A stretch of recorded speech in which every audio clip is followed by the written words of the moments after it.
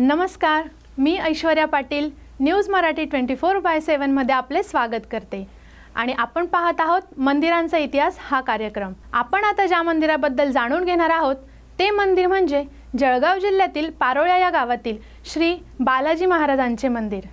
अनेक भक्तांच्या नवसाला पावणारे व त्यांचे मनोरथ पूर्ण करणारे सर्व लोकांचे श्रद्धास्थान बनलेले असे हे पारोळा गावाचे जागृत आराध्य दैवत म्हणजेच श्री बालाजी महाराज। बालाजी महाराजांचे हे देवस्थान सुमारे 240 वर्ष जुने आहे। गावाच्या मध्यभागी हे लोभणीय असे मंदिर आहे। हे देवस्थान नयन मनोहर असून मंदिराच्या आवारात एक प्रशस्त दगडी प्रवेशद्वार आहे, त्यावर एक नगरखाना आहे।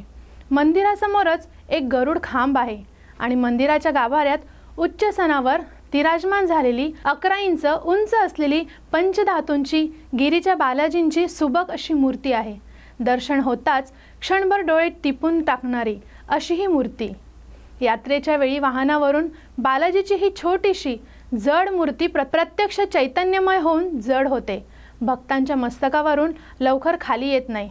हा चमत्कार दरवर्षी हजारो भाविक भक्त प्रत्यक्ष पाहतात।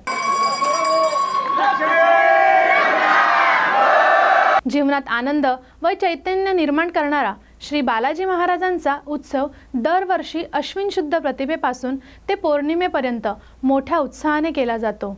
या 15 दिवसात मोठी यात्रा भरते।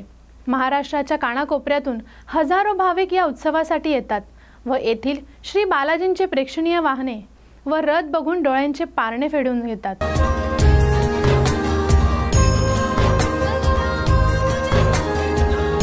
श्री बालाजींचे मंदिरे गावोगावी पुष्कळ असतील, पण या गावी साजरा केला जाणारा उत्सव एवढ्या मोठ्या प्रमाणात महाराष्ट्रात कोठेही आढळून येत नाही।